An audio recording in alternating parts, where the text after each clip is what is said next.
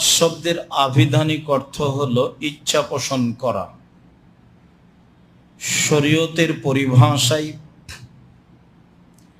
নির্ধারিত সময়ে, নির্ধারিত দিনে, নির্ধারিত স্থানে এক বিশেষ পদ্ধতিতে ইবাদতের নাম হজ।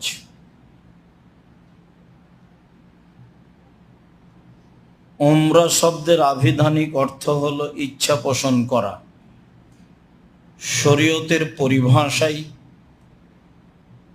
অনির্ধারিত সময়ে, নির্ধারিত স্থানে এক বিশেষ পদ্ধতিতে ইবাদত করার নাম উমরা।